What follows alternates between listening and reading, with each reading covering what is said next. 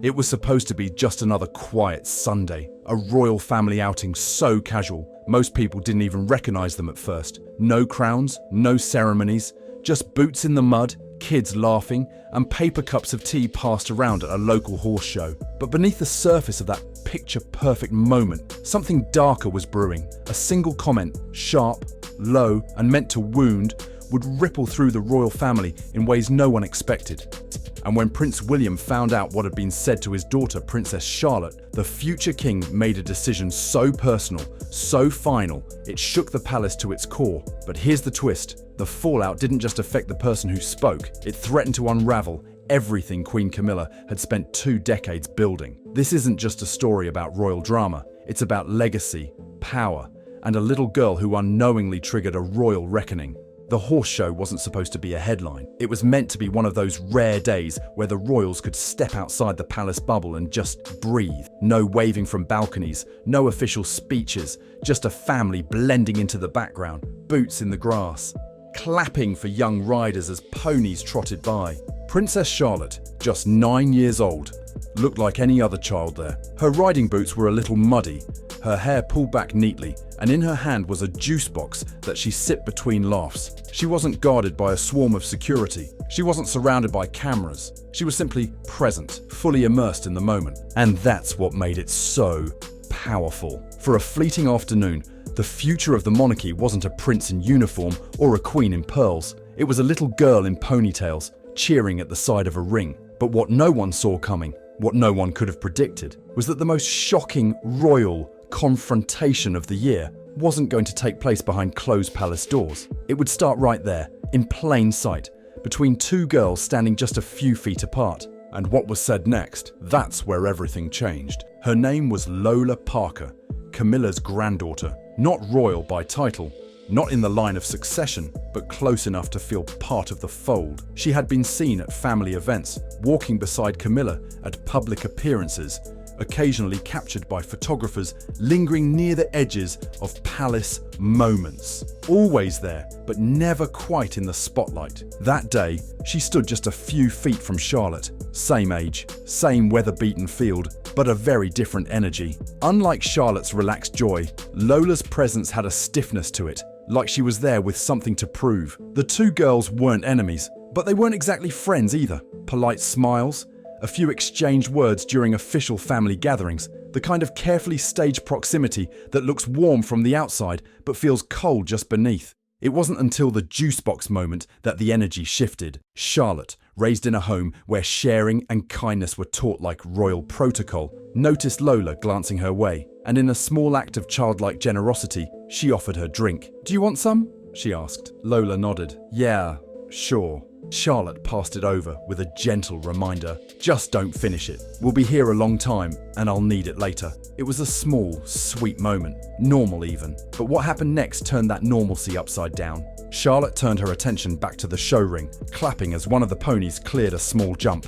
It was a fleeting, happy moment until she looked back and saw the juice box in Lola's hand. It was empty, completely drained. Charlotte blinked in surprise. "Wait, did you finish it?" she asked, more confused than upset. Lola didn't flinch. She looked directly at Charlotte, her expression unreadable. "Yeah," she said flatly. There was a pause, a quiet moment where everything seemed to freeze. "But I told you not to," Charlotte said, her voice soft but hurt. "Why would you do that?" What came next wasn't loud. It wasn't dramatic, but it cut deeper than anything a child should have to hear. "You act like you're in charge of everything," Lola said, eyes steady. "Like you're the queen already, just like your mum." Charlotte's face shifted, her brow furrowed, her lips parted in disbelief. "What do you mean?" she asked. Lola didn't stop. "She's not even queen," she said calmly. "My grandma is. Your mum's just pretending. Everyone sees it." The words weren't shouted. They were whispered with surgical precision, the kind meant to bruise, not break. And Charlotte, she stood frozen, juice box still in hand, the colour draining from her face. But Lola wasn't done. "And you're not special," she added. "One day they'll just marry you off. That's all you'll ever be. Someone's wife." There were no gasps, no watching crowds. Just 2 girls, 1 sentence, and the sting of a line that crossed into something far bigger than playground drama. Charlotte didn't respond. She didn't have to. Her silence said everything.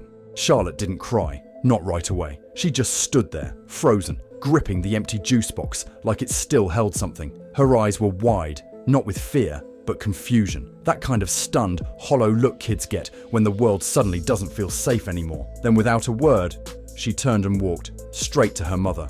Kate was nearby, watching the horses and chatting quietly with a local family. But the moment Charlotte wrapped her small hand around hers, everything changed. Kate bent down, wrapped her arms around her daughter, and held her, not with alarm, but with that firm, protective stillness only a mother can summon. She didn't ask questions. She didn't make a scene. She knew the cameras were nearby, knew that anything she said might become tomorrow's headline. But people who were close enough said her body language changed instantly. Her back straightened, her face tightened, and her eyes, those calm, composed royal eyes, suddenly became ice. Across the field, Prince William had been chatting with King Charles, smiling for a brief moment that looked almost relaxed. But when he saw Charlotte's face, that smile disappeared. He excused himself without a word. He didn't rush. He didn't panic. But each step he took toward his daughter was deliberate, tight, controlled. He knelt beside them, whispered something to Kate,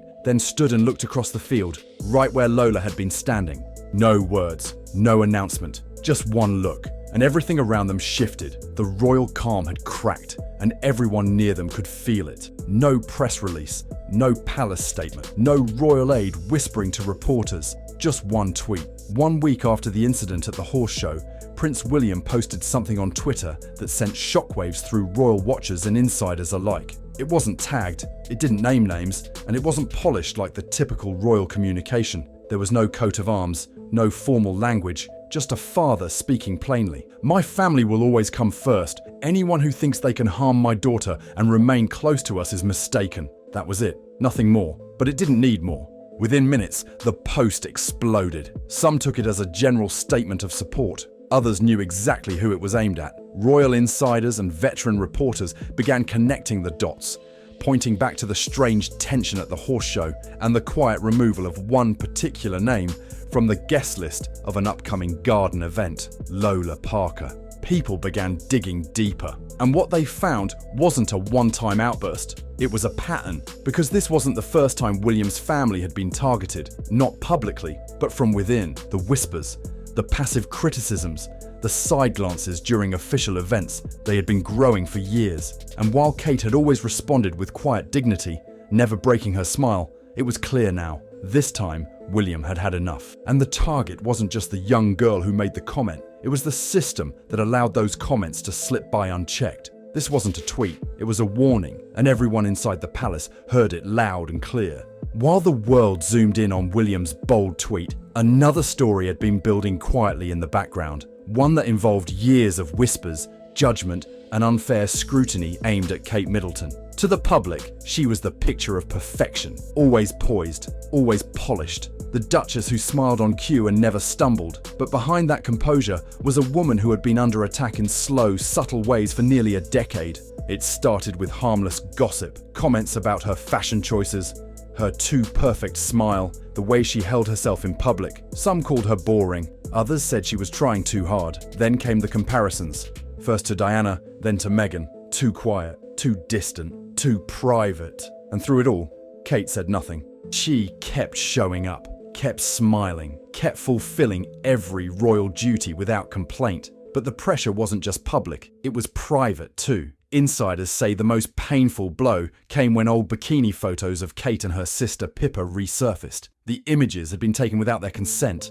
Long lens paparazzi shots turned into front page fodder. William had been furious, but his hands were tied. The damage was done, and the silence only made it worse. Even her parenting style didn't escape criticism. Articles accused her of sheltering the children too much, of raising them without enough exposure, of controlling screen time, of making them too quiet. One even suggested that Charlotte didn't have enough friends. It was absurd, but it wore her down. And now, it wasn't just about Kate anymore. The same whispers that once targeted her had turned to her daughter. A 9-year-old girl in riding boots and pigtails had become the new target, and that for William was the final straw. After that tweet, there were no more words, no angry follow-up, no explanation, just silence. But inside Kensington Palace, something was already in motion. According to palace aides, William stayed up late that night, alone in his office, surrounded by briefing papers and staff notes. He wasn't yelling, he wasn't pacing, he was calm, focused, and then he asked a single question that changed everything.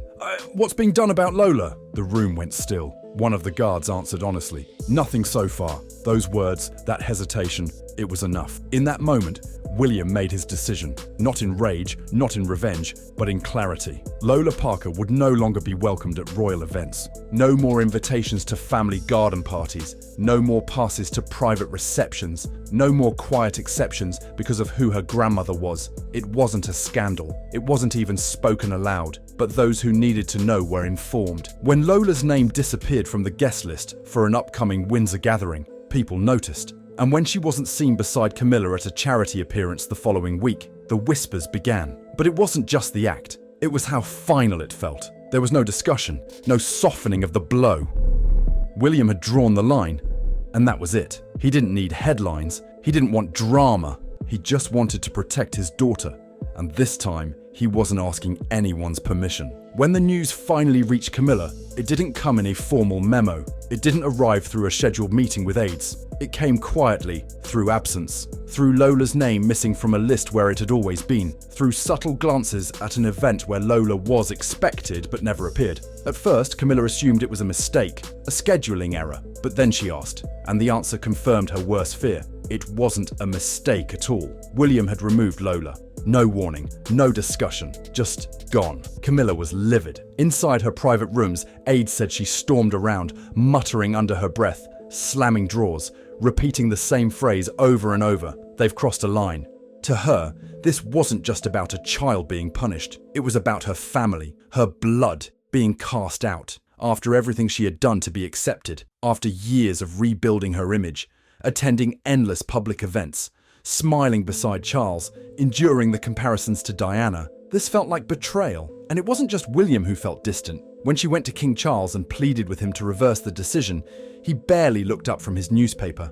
"It's been handled," he said simply. That was it. No comfort, no outrage, just a royal shrug. And that hit harder than anything. Because for Camilla, this wasn't just about Lola being uninvited. It was about realizing, perhaps for the first time, that no matter how close she stood to the throne, her family would always be standing just outside the frame. Camilla may not have responded with a press conference or an official statement, but her silence didn't last long. Within days, subtle stories started surfacing in the tabloids. At first they were harmless. A soft feature in Hello magazine describing Lola as a sweet girl, unfairly caught in royal tensions. A vague quote from a source close to the family mentioning a misunderstanding that had been blown out of proportion. But the tone started to shift. Soon, the Daily Mail ran a piece hinting at a growing rift between William and Camilla. The Telegraph mentioned ongoing tension behind palace doors. And online, headlines like "Too harsh," "William's decision sparks family backlash" spread like wildfire. Royal watchers knew exactly where it was coming from. Camilla wasn't staying quiet anymore. She may not have named names, but the leaks were unmistakably strategic. She was painting Lola as the victim, a young girl thrown out for one mistake. And beneath the surface, the implication was clear. Kate and William were playing the long game, controlling the narrative, icing out anyone who didn't fit the image. William noticed, and so did the palace. But he didn't respond, not publicly. His silence was deliberate, because inside those walls, the real pressure was building. Camilla wasn't just frustrated, she was campaigning. She started pushing behind the scenes, meeting with senior aides, raising the issue with Charles over dinner, passing notes through staff, trying to build support to reverse William's decision, but it didn't work. The sympathy she once commanded seemed to vanish. Courtiers who used to rush to her side now offered vague nods and neutral smiles. Her quiet power, the soft influence she'd worked so hard to build, was fading. And for the first time in years, Queen Camilla was discovering what it truly meant to be on the outside again. The palace was growing tense. The media storm was picking up speed. Camilla was still pushing behind the scenes, but inside Kensington, William had reached his limit. According to senior aides, the breaking point came during a private meeting about King Charles's health. The atmosphere was quiet, subdued. Charles's treatments were ongoing, and his energy wasn't what it used to be. For William, the reality was setting in. The future wasn't distant anymore. It was approaching fast. After the meeting, William closed the door to his office and made a decision. One not just about a guest list or a petty feud. This was about the monarchy's future, his future. He turned to his most trusted advisors and said it plainly. When my time comes, Camilla will have no role in the future of the monarchy. Not in public duties, not in ceremonial portraits, not in the legacy he planned to leave behind.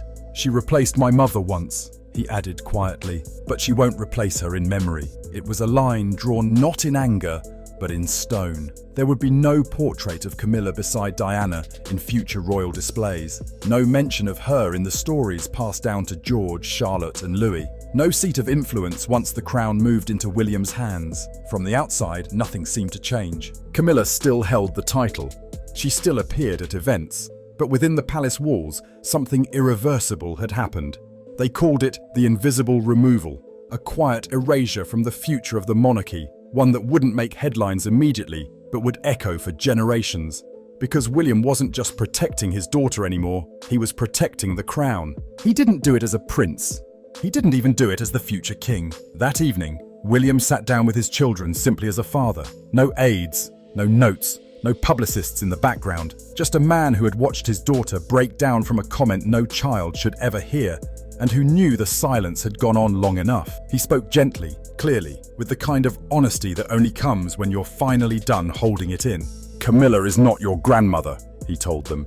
She doesn't act like one. She doesn't deserve the name. There was no anger in his voice, no dramatic pacing, just truth. He reminded them of the woman who came before, the one they'd seen in photos, heard stories about, read letters from, Princess Diana, their real grandmother.